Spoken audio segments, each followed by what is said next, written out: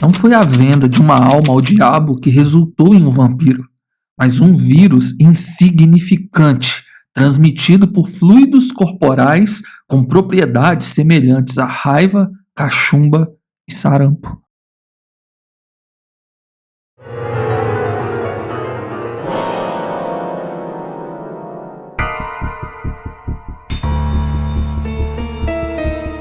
Bem-vindo ao nosso santuário de mistérios. Há mais segredos entre o céu e a terra do que nos atrevemos a imaginar. Lobisomem, yeti, wendigo, bestas, dragões, demônios, incontáveis criaturas nas sombras da história humana, esperando para serem descobertas. Pedimos o seu like e inscrição no canal. Fique até o fim e ligue todos os pontos. Ao longo dos tempos, civilizações surgiram e caíram, lendas foram contadas e refutadas, mas algumas histórias desafiam o tempo. Uma dessas criaturas domina as noites escuras, caçando almas para consumir, fortalecendo-se com o sangue de suas vítimas. Estamos falando do vampiro, um ser que facilmente se mistura com os humanos, se não fosse pelo frio de suas mãos e pela palidez da sua pele. Seu verdadeiro rosto é revelado apenas quando é tarde demais. Sim, eles são reais, e o que você verá é o resultado de pesquisas sobre o mito, a anatomia, a biologia e o comportamento dos vampiros. Então, fique comigo por mais alguns instantes enquanto eu lhe apresento a perturbadora biologia dos vampiros. A figura do vampiro é uma sombra por todo o mundo, assumindo formas e nomes diversos. No coração gélido da Rússia, os sussurros falam do Strigoi, um ser maligno que perambula pela noite. Nas ilhas paradisíacas das Filipinas, o terror assume a forma do Manananggal, uma criatura horrenda que caça sob a lua. Na China antiga, eles temiam o Jiangshi, uma abominação que se alimenta da vida dos vivos. E nas profundezas do Caribe, o Sucoyante é uma entidade sedenta por sangue que assombra as noites tropicais. Essas criaturas, embora diferentes, compartilham uma característica em comum: a sede que apenas o sangue humano pode saciar. O seu desejo é tão profundo que se torna o seu único propósito de existência. Na busca pelo paciente zero do vampirismo, nos deparamos com linhas entre a mitologia, a religião e a história se confundem. É difícil, quase impossível, rastrear a primeira ocorrência na história. Linhas teológicas apontam para uma mulher conhecida como Lilith. No Antigo Testamento, ela é descrita como a primeira esposa de Adão, que deixou o paraíso devido a um conflito com seu marido e com Deus. Já na Babilônia, ela era um demônio que caçava crianças e mulheres grávidas no silêncio da noite. Contudo, outras linhas teológicas ainda sugerem outros dois casos. Caim, o primeiro homicida que foi amaldiçoado com uma marca de sangue pelo próprio Deus. Ninguém poderia matá-lo e sua marca seria reconhecida por qualquer pessoa que o visse. Na linha genealógica de Adão, Caim apenas nasceu. Sua morte nunca foi documentada.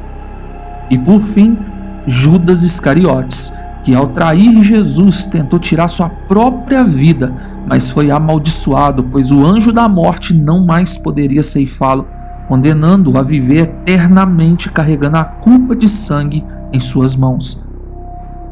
Mas foi no século XII, na Europa, que a figura do vampiro foi consolidada como a conhecemos.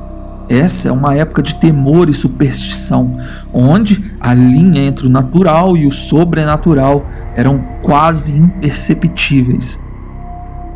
Você pode imaginar, em uma noite silenciosa, alguém ou alguma coisa se arrasta na escuridão, pronto para drenar a vida de inocentes.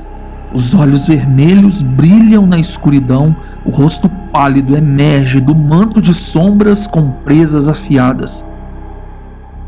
A imagem contemporânea mais famosa do vampiro é sem dúvida o Drácula de Bram Stoker. e o Nosferatu de Renaud. Essas obras consolidaram a figura do vampiro, com suas presas, capas e a aversão à luz do sol em nossa imaginação coletiva. No meu caso, foi ao ser convocado para a investigação do falecimento de uma jovem moça que tropecei em uma verdade propositalmente escondida.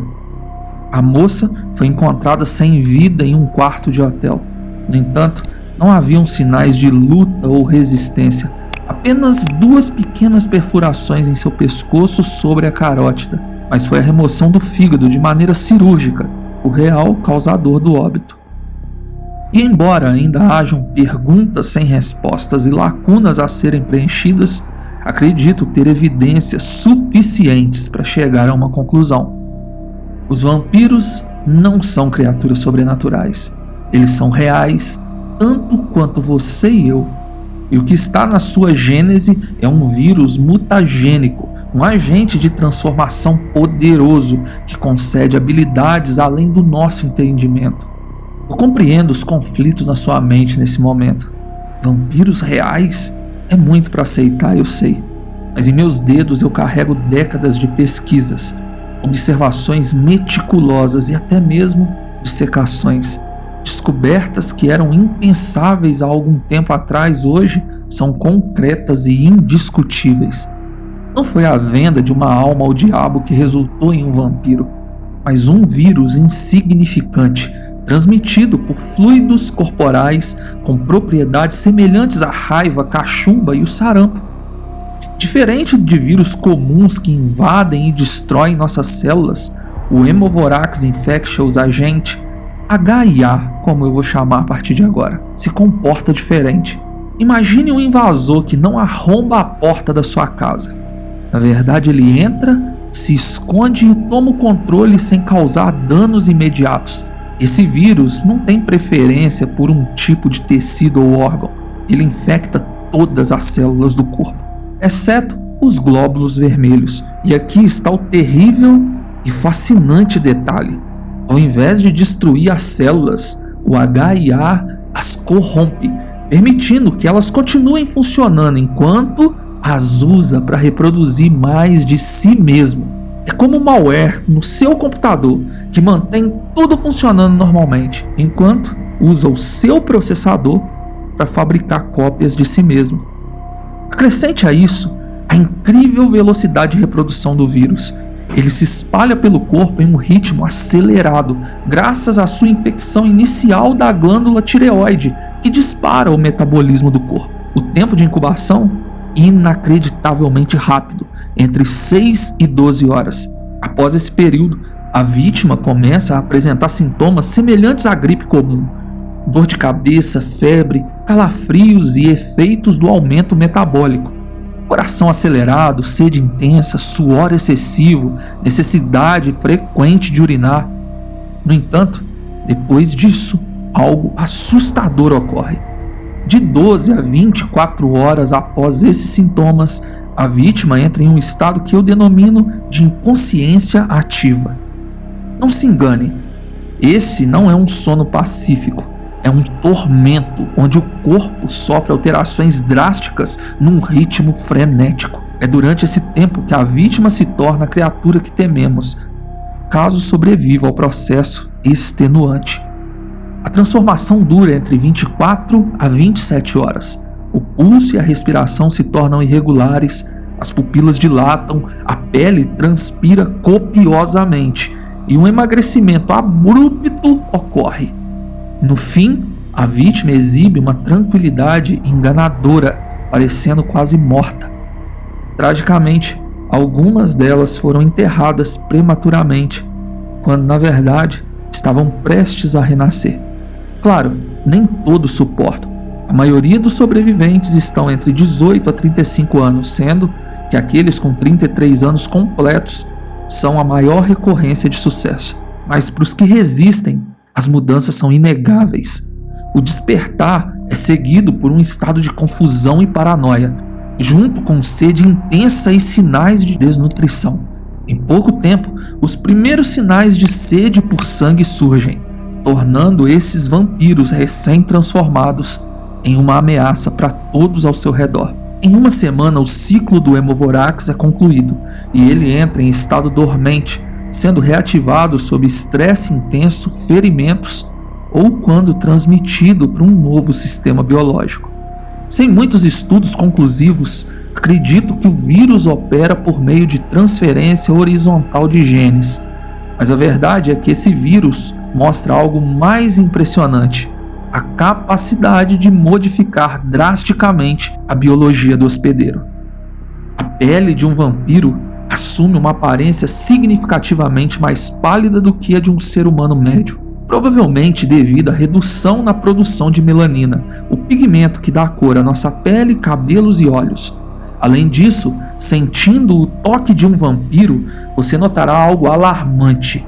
A sua temperatura corporal está muito mais próxima da temperatura ambiente do que daquela de um humano saudável. Quanto ao aspecto mais conhecido dos vampiros, os caninos afiados são uma consequência direta da infecção pelo HIA. Duas presas retráteis se formam, similares aos de uma cascavel, sob o seio da face, imediatamente acima dos caninos naturais. Essas presas são notavelmente mais finas que um canino convencional e, quando usadas para se alimentar, injetam um tipo de substância similar à anfetamina que interferem em vários neurotransmissores da vítima, causando liberação de serotonina, dopamina e norepinefrina no sistema nervoso central, muito mais forte que qualquer entorpecente conhecido até o momento. Mas não se engane, as mudanças internas são tão perturbadoras quanto as externas. A infecção desencadeia uma remodelação brutal do trato digestivo, adaptando-o para retirar do sangue todos os nutrientes necessários para a manutenção do organismo. Mas essa evolução vem com um custo. Alimentos sólidos não são mais digeríveis, provocando vômitos violentos se consumidos. Um espectro ainda mais sinistro são as mudanças no sistema límbico, afetando o comportamento do infectado. Devido à fotofobia, uma sensibilidade extrema à luz, em particular a raios UV, que parece queimar suas retinas com o simples vislumbre.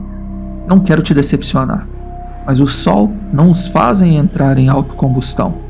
O gosto pelas sombras noturnas é meramente conveniente à sua condição.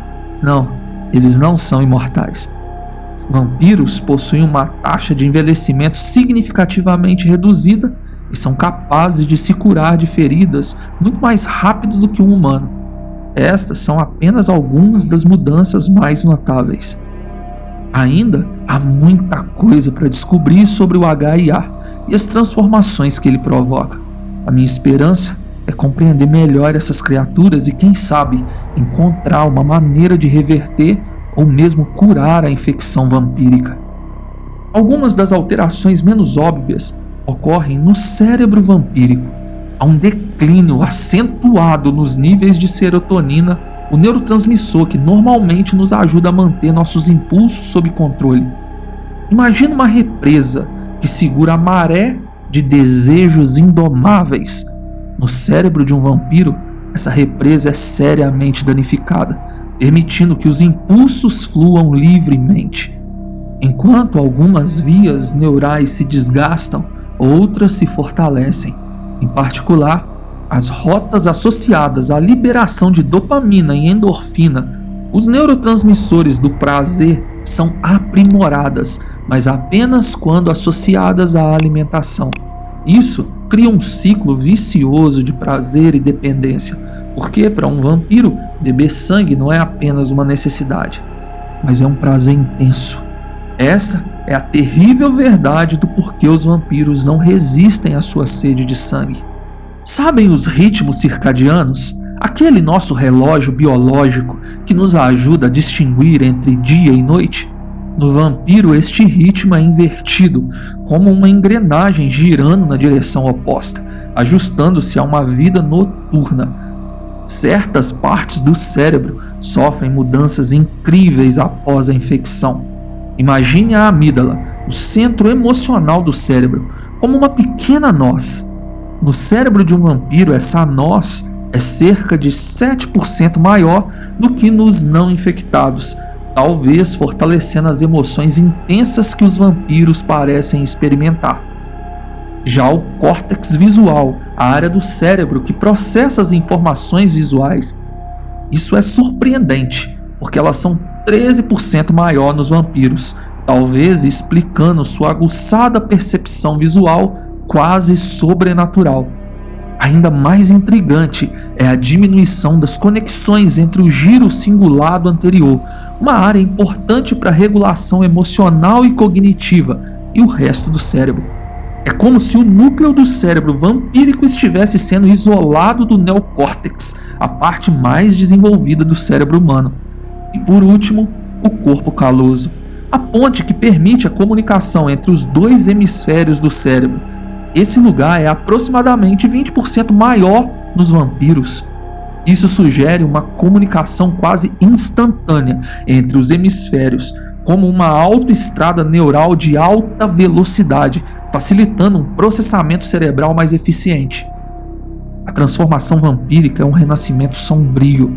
Com uma amígdala ampliada, os vampiros adquirem uma percepção tão aguçada que parece premonitória, um sexto sentido assustador.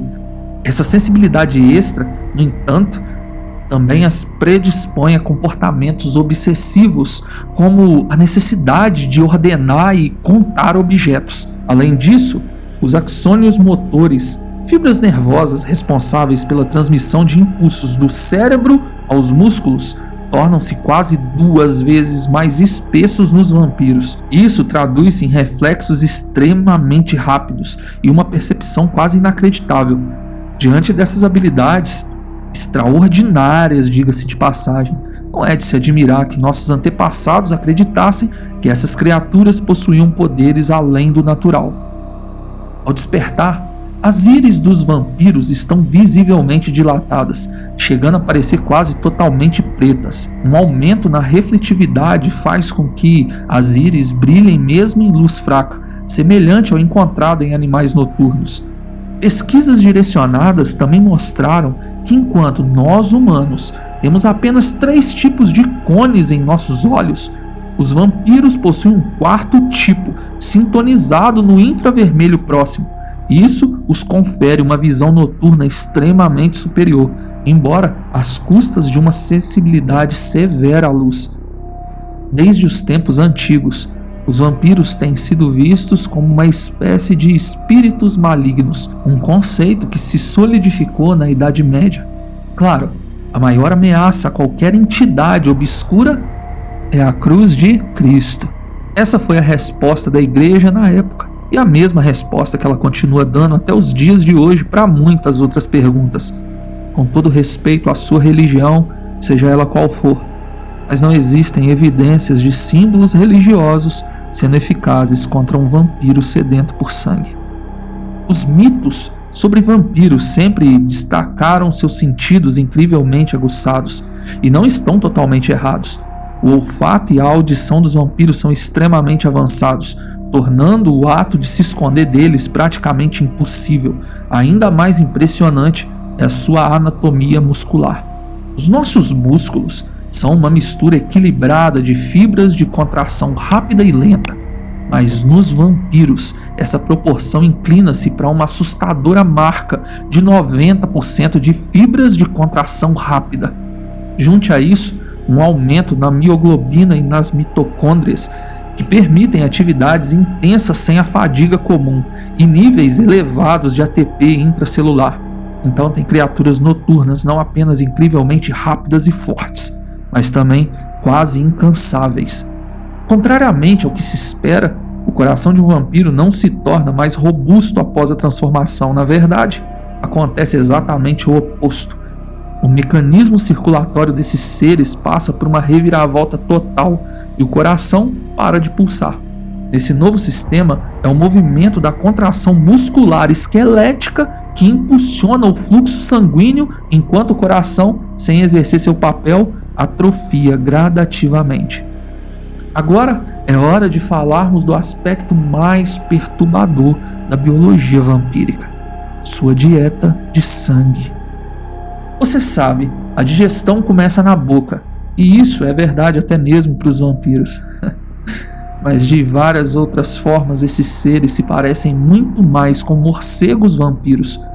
Curiosamente, cheguei à hipótese de que os parasitas desses morcegos podem ser a fonte original do temido vírus.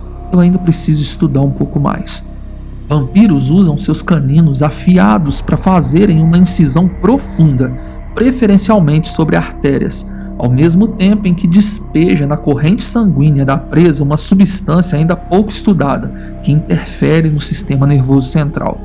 Acredite ou não, sua saliva contém um anticoagulante chamado draculina, uma glicoproteína também encontrada na saliva dos morcegos vampiros. Vocês podem estar curiosos sobre como um vampiro consegue sobreviver apenas com sangue. É uma pergunta intrigante, eu sei. A digestão vampírica sofre uma evolução extraordinária. O sistema digestivo é redimensionado, o estômago atrofia e partes do intestino diminuem. Mas é aqui que está a surpresa. O microbioma intestinal se transforma para abrigar bactérias que auxiliam no sistema imunológico, provavelmente devido às mudanças genéticas causadas pelo vírus. Isso os torna praticamente imunes a doenças transmitidas pelo sangue. O vampiro também adapta-se para absorver altos níveis de ferro e lidar com resíduos nitrogenados do sangue. Mas aí vem o desafio. Enquanto o corpo humano possui cerca de 5 a 6 litros de sangue, o estômago do vampiro comporta apenas cerca de 1,5 litros. Isso significa que a ideia de vampiros drenando completamente suas vítimas é irreal. Na verdade, eles devem se alimentar por várias horas, fazendo pausas frequentes para excretar o excesso de nitrogênio que resulta em um odor extremamente forte. Se você ainda está aqui comigo, então já deve ter chegado a uma pergunta fundamental. Se o vírus é transmitido por meio de fluido corporal, e se os vampiros se alimentam de humanos, então seria de se esperar que eventualmente os humanos seriam erradicados, deixando os vampiros sem fonte de alimentos restantes. A resposta está na resistência inerente de alguns humanos ao vírus, que limita a propagação da condição vampírica.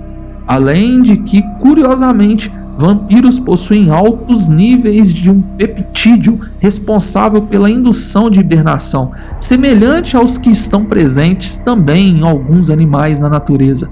Isso permite que os vampiros entrem em uma espécie de animação suspensa por longos períodos, acordando ocasionalmente para se alimentar, e dessa maneira podem persistir adormecidos por séculos. Isso serve não apenas para preservar o vampiro em tempos de escassez, mas também permite que a população humana se recupere.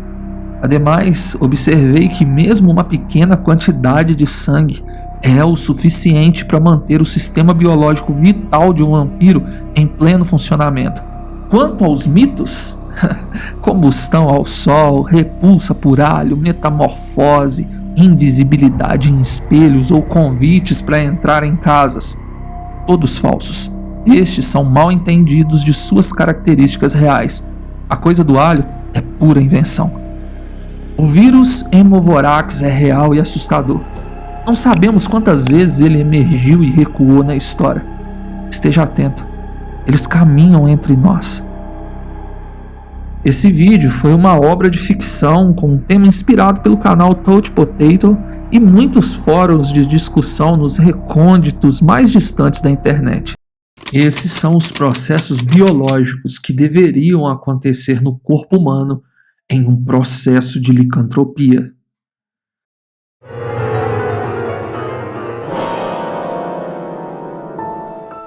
Sem qualquer sombra de dúvida, é inegável que a pesquisa a seguir lançou luz sobre inúmeros mistérios ainda envoltos em escuridão.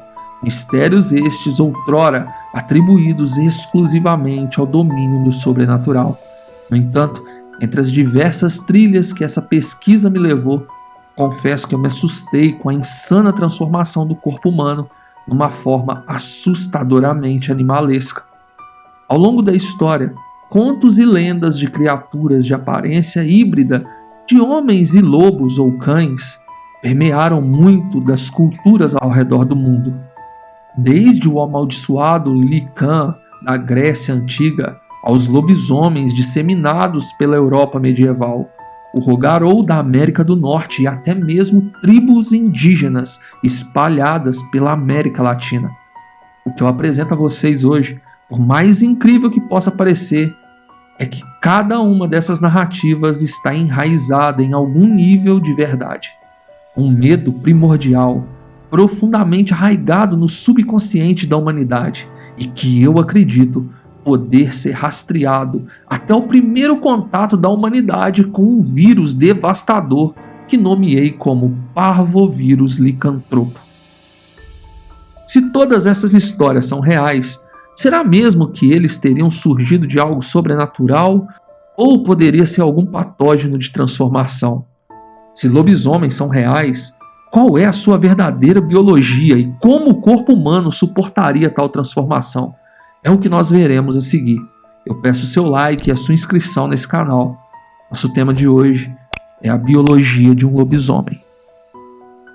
Antes de nos aprofundarmos nos detalhes desse horror microscópico, permitam-me fornecer algum contexto para o trabalho que levou à sua descoberta. Como mencionei anteriormente, durante décadas, minha própria pesquisa trilhou um caminho que talvez nunca tivesse cruzado com este vírus em particular. Mas então, quase por acaso, eu conheci uma bióloga brilhante, igualmente apaixonada e motivada a descobrir verdades que a academia mainstream se recusava a considerar. Infelizmente, embora pudéssemos trocar ideias por algum tempo, a ameaça do destino que nos unira foi tragicamente e muito repentinamente rompida. Essa cientista, cujo nome, ao menos por enquanto, permanecerá anônima para que seu legado não seja manchado, perdeu sua vida pelos próprios organismos que estudava. Ela foi encontrada em sua casa e o seu corpo estava em pedaços. Ainda assim, a pesquisa dela se tornou a base da minha, a maior parte tendo sido obtida a partir das páginas dos detalhados diários que ela deixou.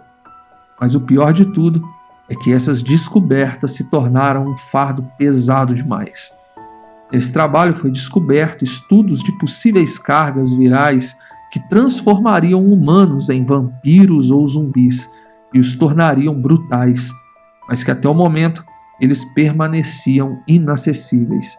No entanto, o parvovírus licantropo está em circulação há centenas de anos e ele causa mudanças tão drásticas em seus hospedeiros que eles mal podem ser reconhecidos como tendo sido humanos um dia. Arriscando-me a abusar da sua gentil paciência, eu passarei agora para a segunda parte da minha apresentação, o vírus em si. Observamos que animais estão totalmente imunes a ele, que o ser humano só se infecta em contato com a saliva do hospedeiro quando esse, em si, está com a transformação corporal completa.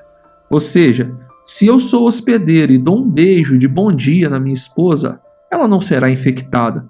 Porém, quando eu estiver com o corpo físico modificado, qualquer mínimo contato com a minha saliva a infectaria. De fato, o LPV parece ser altamente especializado, incapaz de ser transportado por quaisquer organismos, exceto humanos. Como resultado, as vítimas mais comuns são aquelas cuja profissão as colocam em contato frequentemente com outros infectados anteriormente. Ao entrar na corrente sanguínea de um hospedeiro, ao invés de mirar em um único tipo de tecido, o parvovírus licantropo avança para infectar todas as células corporais, as modificando drasticamente em seu núcleo. Na verdade, a observação é intrigante, pois quando a célula é infectada, ela muda levemente a sua coloração. Inicialmente, apenas isso. O LPV permanece adormecido ou incubado ali. Porém, em determinadas épocas do ano, ele se revigora e modifica por completo tudo o que pensamos saber sobre o DNA humano. E eu vou explicar melhor. O parvovírus licantropo parece utilizar um método de reprodução e modificação muito mais sorrateiro. Em vez de destruir a célula hospedeira, o que o corpo poderia associar a uma inflamação, alertando assim o sistema imunológico da sua presença, eles permanecem ali quietos, e quando são estimulados pelas fases da lua, ele modifica a célula de uma única vez e depois de algumas horas volta a ficar inerte. Seria uma verdadeira possessão silenciosa, mas nada discreta. Nesses estudos ainda não conseguimos determinar a função da lua no processo, mas conseguimos explicar como a transformação física ocorre. Então vamos lá. Em resumo, as mudanças que o parvovírus licantropo faz em suas células hospedeiras são drásticas e rápidas.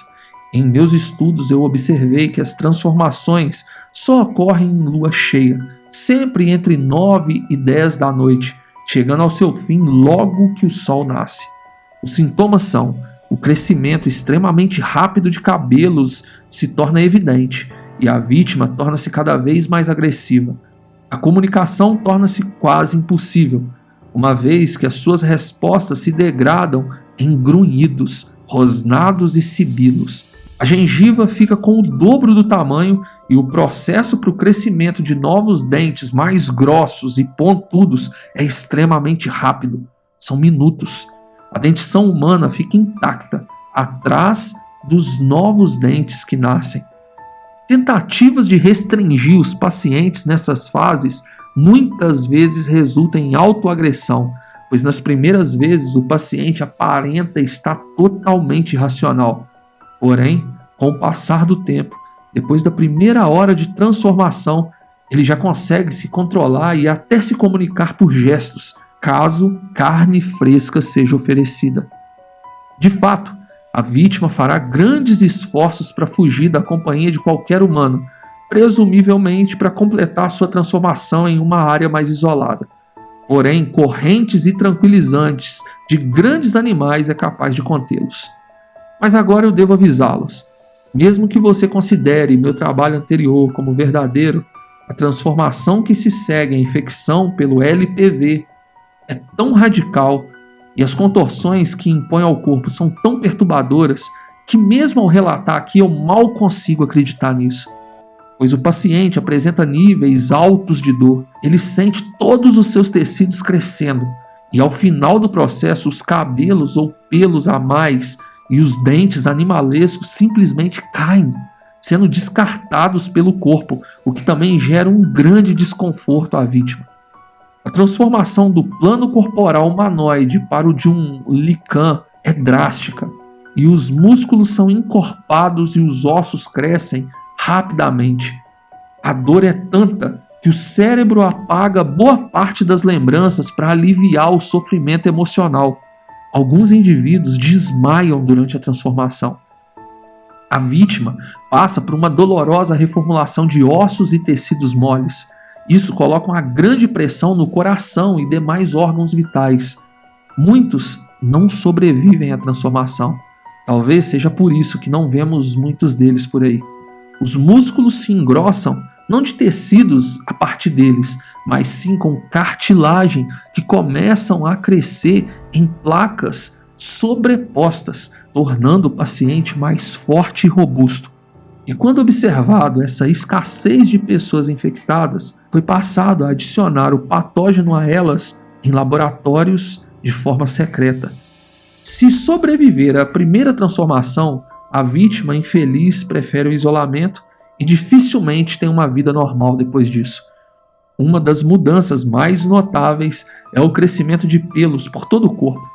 Parece que o vírus ativa um gene que normalmente está inativo em adultos, levando ao ritmo acelerado de crescimento de pelos, até mesmo aonde não os possuímos. Curiosamente, as únicas áreas que permanecem sem pelos no final da transformação licantrópica são as palmas das mãos e as solas dos pés. Paralelamente a isso, um aumento ou uma escassez na produção de melanina transforma a pele e os pelos em um tom mais claro ou muito escuro. A cor cinza foi observada uma única vez. Acreditamos que isso dependa da etnia. Os olhos das vítimas começam a parecer injetados de sangue devido ao aumento do fluxo sanguíneo, o que ajuda a formar o tecido tapetum lucidum atrás dos olhos. Esse tecido serve para refletir a luz, melhorando significativamente a visão noturna e causando o característico brilho nos olhos. Outros sentidos são bastante aprimorados. A percepção auditiva, por exemplo, é triplicada, enquanto o olfato fica quase 100 vezes mais aguçado do que o de um humano não infectado. Autópsias revelaram neurônios límbicos hipertrofiados e uma proliferação de células receptoras, o que pode explicar esses sentidos intensificados. Uma área da pesquisa que ainda exige testes extensivos é o que ocorre no cérebro de um licantropo. Parece que grandes porções do córtex pré-frontal e do hipocampo são reduzidos em licantropos, levando-nos a acreditar que isso é pelo menos parcialmente responsável por sua extrema agressividade e aparente falta de habilidade de raciocínio. Mas com o tempo, tudo se adapta e eles parecem voltar a raciocinar de forma semelhante a não infectados. Claro, parte disso provavelmente tem a ver com a necessidade frequentemente avassaladora de alimento, pois durante a transformação o indivíduo só permanece calmo quando se alimenta de carne fresca. De 8 a 9 horas de transformação é oferecido cerca de 10 quilos de carne, ao qual é consumido rapidamente pelo corpo. Curiosamente, o cóccix, ou o osso da cauda, também é alongado, formando uma cauda rudimentar e em grande parte não funcional. Além disso, a abertura nasal é deslocada para frente da cavidade nasal e a mandíbula inferior se move ligeiramente para a frente e se alonga. As unhas da mão e dos pés são expulsas, o que deve doer muito, e dão lugar a algo semelhante a garras, porém feitas de queratina, assim como as unhas humanas, que ao final do processo da transformação não caem, é preciso cortar, pois elas ficam enormes. Eu deixo aqui um adendo muito importante. Talvez seja preciso você, caro espectador e espectadora, observar as unhas das pessoas à sua volta. E se elas forem mais grossas do que o normal, talvez essa pessoa em questão seja um Lycan. Mas uma pergunta incômoda provavelmente já ocorreu a você, assim como ocorreu a mim nas fases iniciais da pesquisa. Por que um vírus induziria uma transformação que requer um custo biológico tão alto? A minha hipótese é simples. O próprio vírus provavelmente se originou em canídeos no passado distante, e através de um processo conhecido como transferência horizontal de genes, provavelmente assimilou tanto o genoma do seu hospedeiro que tem pouca escolha a não ser expressar características semelhantes em qualquer hospedeiro que infecte. Com o tempo, os animais conseguiram estabelecer uma defesa contra ele e se tornarem imunes. Falando de forma geral, com base na descoberta de dezenas de fósseis bem preservados, registros dos quais foram fornecidos pela falecida pesquisadora, acredito que os primeiros verdadeiros Lycans surgiram nas florestas densas da Eurásia, possivelmente após infectar e exterminar nossos primos neandertais. Conforme a humanidade progrediu para a era medieval, nunca perdemos o medo profundo dessas criaturas. Muitos consideram o lobisomem como uma metáfora fictícia para a dualidade do homem, uma personificação da luta constante entre a pessoa esclarecida e os nossos instintos mais selvagens. Mas embora essas discussões possam ter mérito, a realidade é que os Lycans ou os lobisomens são, em minha conclusão, reais. Alguma noite, meu querido espectador e espectadora, você pode se encontrar vagando por uma floresta solitária. Seria difícil ver o ataque chegando e, se por milagre sobreviver a ele, manteria sua lucidez tempo suficiente para ver seu pelo crescer, seus membros se alongarem e garras brotarem de suas pontas dos dedos, enquanto a agonia e a loucura te dominam, provocadas apenas por um sorrateiro, porém cruel vírus. Metáforas e filosofias não passarão pela sua mente. Você será consumido por apenas um pensamento: carne fresca. Esse vídeo é uma obra de ficção.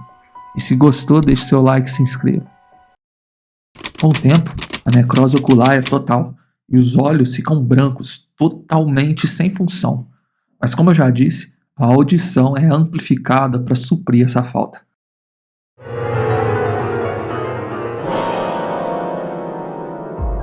Por mais de uma década, me dediquei a um campo de estudo que muitos colegas consideram no mínimo repugnante e, no pior, um insulto à ciência.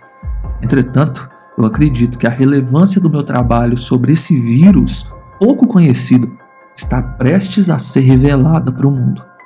Por isso, eu peço seu like e sua inscrição nesse canal, pois hoje iremos abordar um tema que muitos julgam ser pura ilusão. Mas será mesmo? Tema de hoje: biologia do zumbi. Anteriormente, eu apresentei o vírus vampírico humano, capaz de transformar pessoas em criaturas sedentas por sangue. Também tivemos longas conversas sobre o patógeno responsável pela maior mutação de todos os tempos, a licantropia, ou seja, o lobisomem. E por mais perigoso que seja dizer isso, mas esses não são os únicos vírus com o poder de erradicar a humanidade e modificar as estruturas do nosso DNA. Existem outros, alguns outros. No entanto, esse, ao ignorá-lo, pode trazer riscos ainda maiores para a humanidade. É o Necromutagen X1, que eu irei chamar de NMX1. Ele é o mais horrendo aos meus olhos, pois o infectado se torna um morto-vivo, faminto por carne. É triste e é pavoroso. A minha jornada começou no Haiti, onde as lendas de mortos-vivos, como resultado de uma maldição de um feiticeiro voodoo, estão presentes até os dias de hoje. Cético, eu sabia que havia algo a mais do que simplesmente magia por trás disso. Mas antes de iniciar os meus primeiros exames laboratoriais, eu fui chamado de volta, pois o governo decidiu cortar meu financiamento para a eventual pesquisa. Com o meu retorno, eu notei a presença crescente dos zumbis na cultura popular. E eu pensei que talvez o governo já soubesse da existência de um vírus tão poderoso e que parte da minha pesquisa não teria sido mero azar. Eu apresentei os meus dados sobre os outros patógenos recém-descobertos a laboratórios particulares e eu consegui um financiamento secreto para retomar meus estudos. Eu retornei ao Haiti e eu coletei inúmeras amostras. Como eu suspeitava, ele estava lá. Não era magia, era um vírus. A praga zumbi decorre do vírus NMX1, o que podemos associar à doença viral transmitida por carrapato de nome Powassan. Suponho que o NMX1, um vírus zoonótico, tenha surgido no Haiti, transmitido aos humanos por carrapatos endêmicos daquela região.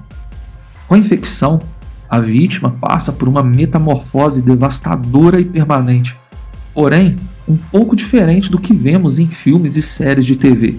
Nós vamos explorar mais sobre isso um pouco adiante.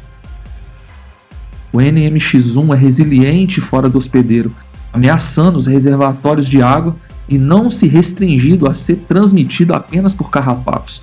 Outros animais, como roedores endêmicos da região, como ratos, também podem ser portadores desse vírus. Porém, eu diagnostiquei que são poucos os roedores que, após infectados, sobrevivem para passar o vírus adiante. Uma vez infiltrado no corpo da vítima, o NMX1 invade as células do hospedeiro multiplicando-se em um ritmo alarmante. Ele altera o DNA a partir do seu genoma, o RNA, que é incorporado no genoma do hospedeiro. Isso converte a célula em fusão com o vírus, a alterando completamente. Esse mecanismo, embora semelhante ao do vírus vampírico, se distingue em aspectos visuais, porém eles podem indicar uma possibilidade de origem comum entre ambos. Os sintomas do NMX1 se manifestam rapidamente, dentro de 1 ou 2 horas após a infecção, incluindo febre, dor de cabeça forte, coceira por todo o corpo e seguido de grande vermelhidão na pele e hiperatividade metabólica acompanhada de vômito e de disenteria. O infectado se sente fraco e não consegue manter a lucidez por muito tempo. A transformação zumbi que eu observei ocorre em 3 estágios. O primeiro engloba os sintomas citados. O estágio 2 é o coma. Dura entre 4 a 6 horas, acompanhado de febre alta causando danos cerebrais e severas convulsões. Nesse período ocorre a parada cardíaca e a quase cessação das funções metabólicas, marcando assim a transição para o estágio 3, que é a transformação completa. No estágio 3, o estado da vítima é facilmente confundido com o falecimento, uma vez que todas as funções vitais se reduzem drasticamente por até 2 horas. O coração simplesmente deixa de bater. Vítimas nessa fase são sepultadas vivas, alimentando o mito de cadáveres reanimados, inclusive na cultura local do Haiti. Alguns fluidos corporais, como água, urina e sangue, começam a sair dos orifícios corporais em fluxos abundantes. E após o coma, a vítima retoma a consciência em um estado catatônico. Em até 1 hora, ela se ergue cambaleante, buscando por algo que agora eu sei se tratar de carne, insensível a quase todos os estímulos, de acordo com os meus testes. Visivelmente, o infectado fica pálido. Ele fica com olheiras profundas e olhos opacos, aparentando estar muito doente, mas a sua aparência ainda não é monstruosa. Contrariando estereótipos populares, zumbis recém-convertidos não são irracionais. Eles retêm memórias e hábitos rudimentares, conduzidos pela fome. Falando de uma forma popular, é como se o infectado se lembrasse, mas não se importasse. Como se o sentimento fosse arrancado das suas lembranças. A única coisa que importa é saciar sua fome por carne fresca. Se é que você me entende. Nós estamos no cardápio, assim como qualquer animal que esteja no seu campo de visão. E aqui é outro ponto. A sua visão fica prejudicada. Após a transformação, o zumbi consegue enxergar poucos metros à sua frente.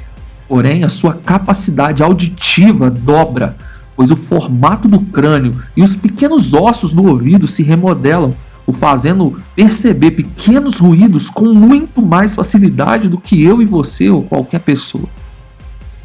Ainda que possa parecer que a vida imitou a arte, a minha pesquisa criteriosa e a coleta de evidências oferecem clareza sobre os efeitos biológicos do NMX1.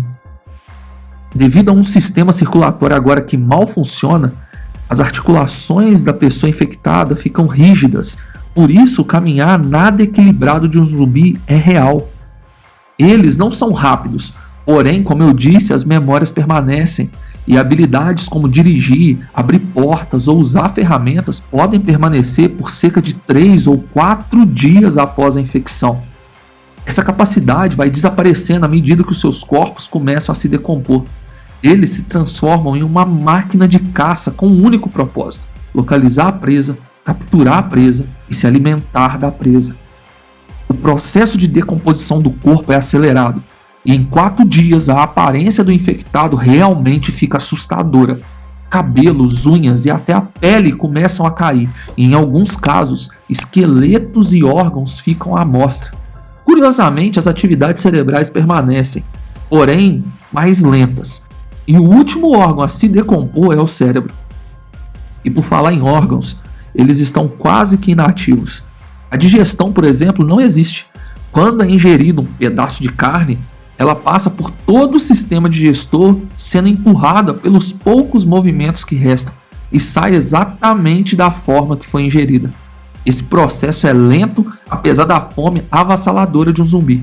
Então, se ele tem grande oferta de alimento, o vômito por consequência de falta de espaço é uma realidade.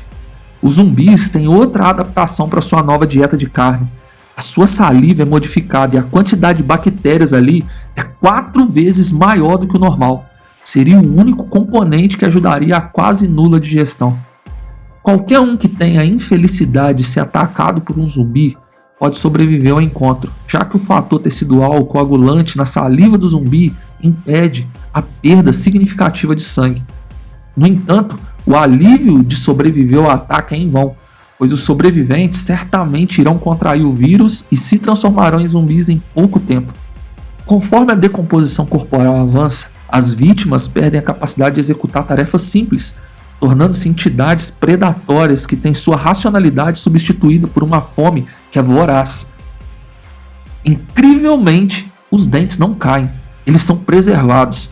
Talvez seja uma forma que o vírus encontrou de continuar alimentando o corpo. A persistência de funções hormonais após a transformação NMX1 é intrigante. Embora a produção de serotonina caia drasticamente, a mera presença de carne desencadeia um fluxo de neurotransmissores semelhantes à adrenalina, desencadeando assim, por sua vez, a voracidade zumbi. A vida sem um coração batendo é um paradoxo que até agora eu tenho dificuldade de compreender. Mas aqui é onde o NMX1 brilha, se eu posso dizer isso, na sua sinistra engenhosidade. O coração é um impulsor vital de oxigênio e nutrientes, e ele cessa durante o coma, levando à morte celular em massa. Porém, o NMX1 reestrutura as células para sobreviverem sem oxigênio, através da fermentação anaeróbica. Consequentemente, mesmo com o coração parado, as células funcionam e o corpo se move, embora de maneira mais lenta e menos eficiente. Em alguns momentos, raros, mas existentes, os zumbis ficam em um estado de letargia, mesmo se houver carne por perto. Eu ainda não encontrei uma resposta para isso, mas eu sigo procurando. Porém, acredito que esse vírus possa ser a chave para um avanço maravilhoso na medicina, pois alguns infectados que possuíam a medula espinhal severamente danificada recuperaram a capacidade de caminhar após 24 horas depois da infecção. Eu ainda não consigo entender completamente o mecanismo exato desse processo de reparo, mas parece acontecer uma produção massiva de células-tronco reparando lesões. Com o tempo, a necrose ocular é total e os olhos ficam brancos, totalmente sem função. Mas como eu já disse, a audição é amplificada para suprir essa falta. Apesar do seu estado de degradação avançada, os zumbis ainda precisam ingerir água, geralmente obtida de córregos, poças e, nos estágios iniciais, garrafas de água. Então sim, os zumbis também precisam urinar, mas isso acontece de forma involuntária, da mesma forma que o sistema excretor coloca para fora a carne consumida. Com seus corpos em decadência e a habilidade quase nula de absorver nutrientes dos alimentos, a maioria dos zumbis realmente desfalece por completo em poucas semanas. Não chegam nem a um ano, o que é um alívio, pois caso um vírus atravessasse fronteiras, em pouco tempo os infectados iriam sucumbir, a não ser que o NMX1 evoluísse rapidamente, o que ainda não foi observado. Portanto, zumbis são lentos, ficam cegos e falecem rapidamente. A ameaça é a fome voraz por carne e a audição amplificada. Mas nós somos inteligentes o suficiente para acabar com eles em um caso de surto mundial. Existe um mito comumente associado aos zumbis de que suas cabeças continuam a viver mesmo após a decapitação, mas a realidade é um pouco menos sensacionalista. Após a decapitação, os zumbis podem continuar a exibir movimentos, como piscar e até morder, por até 1 minuto, quando toda a atividade cessa. E em caso de outros tipos de golpes, o local ideal é realmente no cérebro, pois os outros órgãos já estão inativos e assim você conseguiria cessar a pouca atividade cerebral restante. Portanto, caro ouvinte, agradeço por ter escutado as minhas descobertas. Nós trabalhamos incansavelmente para que patologias assim estejam ao lado do avanço da humanidade e não da extinção dela. Esse vídeo foi uma obra de ficção e foi inspirado pelo site da Agência Federal de Vampiros e Zumbis. O que acontece quando finalmente partimos dessa para melhor? Ou pior, quem sabe? Para tentar entender um pouco sobre esse assunto, pedimos o seu like e sua inscrição no canal. Apesar de nossas concepções sobre a morte serem em grande parte fundamentadas na ciência dos dias atuais, parece que muitos de nós ainda acreditam na vida após a morte. Em 2014, cidadãos do Reino Unido foram consultados pelo jornal The Telegraph e pouco menos de 60% dos entrevistados afirmaram que acreditam que alguma parte de nós continua depois que os nossos olhos se fecham permanentemente aqui na Terra. Nos Estados Unidos, ainda um país predominantemente cristão, uma pesquisa do Pew Research Center em 2015 perguntou às pessoas o que acontecia após a morte. O estudo revelou que 72% dos americanos acreditavam no paraíso, descrito como um lugar onde pessoas que viveram boas vidas são eternamente recompensadas. Por outro lado, 54% dos adultos dos Estados Unidos responderam que acreditavam no inferno, descrito como um lugar onde pessoas que levaram vidas ruins e morreram sem se arrepender são eternamente punidas. Com isso em mente, bem-vindo ao Ordinário Macabro. Tema de hoje: o que acontece quando você morre? Pedimos o seu like e sua inscrição nesse canal, assim você ajuda o nosso trabalho por aqui. Muitas pessoas acreditam que após a morte podemos ser envolvidos em algum paraíso nebuloso ou, ao contrário, se não aderimos à ética prescrita pela religião escolhida enquanto vivos, podemos enfrentar o fogo eterno do inferno e a perspectiva de servir a um demônio vermelho que raramente larga seu tridente. Mas vamos começar com algum realismo empírico e o que realmente acontece com o corpo humano quando a nossa vida se esvai. Os médicos sabem que você está morto porque o coração para de bater e não há mais atividade elétrica em seu cérebro. Morte cerebral é bem parecida, embora máquinas possam manter você por um pouco mais respirando. Você também pode ter o que é chamado de morte cardíaca, que significa que o coração para de bater e o sangue não circula mais pelo seu corpo. A coisa estranha e até mesmo maravilhosa é que pessoas que sofreram morte cardíaca, mas foram reanimadas, disseram que estavam cientes do que estava acontecendo ao seu redor. Outras falaram sobre caminhar em direção a uma luz em tal experiência de quase morte. Você pode ser ressuscitado, o que chamamos de morte clínica, mas tem um período de cerca de 4 a 6 minutos para que isso possa acontecer.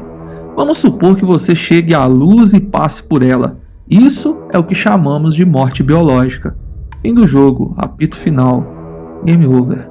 A partir daí as coisas podem ficar um pouco indignas. Porém, o que importa? Você está morto. Depois que você definitivamente não estiver mais entre nós, seus músculos relaxam. Isso significa que seu esfíncter também relaxará, ou seja, aquele hambúrguer triplo e as batatas fritas grandes que você almoçou, elas vão sair. O gás que você tem por dentro do seu corpo também pode vazar e causar um mau cheiro terrível. O mesmo vale para a urina que é abrigada na sua bexiga. Então, morrer, como se pode imaginar, é um pouco bagunçado. Homens, vocês podem até mesmo ejacular. Mulheres, vocês podem dar à luz depois de terem morrido, se estiverem grávidas, óbvio, e em casos raros. Isso não acontece com frequência, entretanto, em vez de empurrar, são os gases do abdômen que espremem o recém-nascido para o mundo. Conforme o corpo se livra do que está preso dentro dele, ruídos podem ser emitidos pela sua boca enquanto o ar escapa. Enfermeiros e pessoas que trabalham perto de corpos mortos frequentemente relatam ouvir gemidos e grunhidos vindo dos corpos sem vida. Você pode ter espasmos, mas isso não significa que há vida no seu corpo, ou o que era ele, enfim, são apenas contrações musculares. Também pode ocorrer uma ereção se você morrer de bruços e o sangue fluir para baixo. Todo o seu sangue se acumulará em uma certa área do seu corpo. Isso é chamado de livor mortis e é a razão pela qual partes de você terão aquela cor roxa escura que você já viu na TV. Sem sangue circulando pelo seu corpo, ele começará a esfriar. Um fenômeno conhecido como algor mortis, ou simplesmente frio da morte. Ele continuará esfriando até estar na mesma temperatura que o ambiente. Você se tornará rígido dentro de 2 a 6 horas, e isso nós chamamos de rigor mortis. Isso ocorre porque o cálcio está entrando nas células musculares. As células se quebram sem fluxo de sangue, o que leva ao crescimento de bactérias, e é por isso que você começa a se decompor. Pode parecer que o seu cabelo ou suas unhas cresceram, mas isso não é verdade. O que acontece é que a sua pele está recuando, dando a impressão de crescimento. A pele também vai afrouxar e bolhas vão aparecer no corpo. O próximo estágio é a putrefação, quando bactérias e micro-organismos começam a se banquetear com você, ou pelo menos com o que você era. Sim, o corpo ficará podre. Você logo começará a feder tão mal quanto qualquer coisa que você poderia ter imaginado enquanto estava vivo. Uma pessoa descreveu o cheiro como ovos podres, fezes e um banheiro usado deixado por 1 mês vezes 1000. É profano, mas é real. Logo, tudo que é macio se torna liquefeito, com coisas como ossos, cartilagem e cabelos permanecendo firmes. Tudo bem, você já está bem no seu caminho para se decompor e até o momento em que é colocado no chão. Mas se for embalsamado e enterrado, a decomposição poderia ser um processo lento. Deixado ao ar livre ou imerso em água, você será uma bagunça liquefeita em cerca de 1 mês, devorado por insetos, larvas, plantas e animais. Enterrado?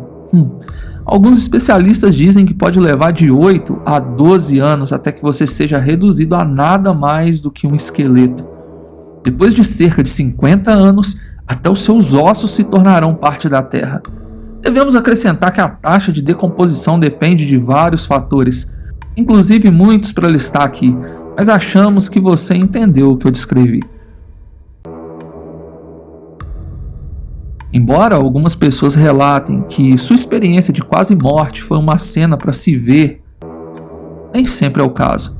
Uma pessoa escrevendo no Reddit disse que sua experiência foi a seguinte, abre aspas, era apenas um vazio negro, sem pensamentos, sem consciência, nada, fecha aspas. Existe realmente algo a mais? Bem, o filósofo francês René Descartes acreditava que a alma era separada do corpo, como muitas religiões vão te dizer, e talvez, quando morrermos, algo permaneça. Friedrich Nietzsche falou sobre o conceito de eterno retorno, o que significa que toda existência ou energia no universo sempre se repetiu e sempre se repetirá ad infinitum. Você vive a mesma vida de novo e para sempre. Isso não faz você querer viver. Aqui podemos fazer semelhanças com as crenças budistas na roda do Samsara, onde todas as almas ou vidas começam um ciclo novamente após a morte, exceto que não é a mesma vida exatamente, algo que chamamos de reencarnação, que algumas pessoas dizem estar ligado ao que às vezes chamamos de déjà vu. Os budistas acreditam que podemos acabar com esse ciclo vicioso se nos tornarmos verdadeiramente iluminados, alcançando então assim o que eles chamam de nirvana. Ou vamos para o céu depois que nossos corpos param de funcionar, dando um aceno para São Pedro nos portões do paraíso, esperando que ele não nos negue a entrada por roubar aquele chocolate escondido antes do almoço, ou aquela bala na mercearia do seu José. Seremos levados para o paraíso, um lugar repleto de comidas excelentes, seres deslumbrantes e paisagens de tirar o fôlego? Bem, não sei, ou então nós seremos condenados por erros banais que nem entraram em nossa mente quando fizemos? Também não sei. Ou simplesmente semeamos a terra, voltando para o pó e nos transformando em alimento de micro-organismos, nos fundindo com o que chamamos de mãe natureza, quando apagarem a luz da nossa consciência? Bem, eu também não sei. Será que as nossas almas não sendo mais do que um capricho mundano, e então assim tomaremos ciência de uma insignificância cósmica e do sentimento de futilidade que às vezes nós experimentamos aqui na terra firme? Essa é uma possibilidade, mas eu também não sei.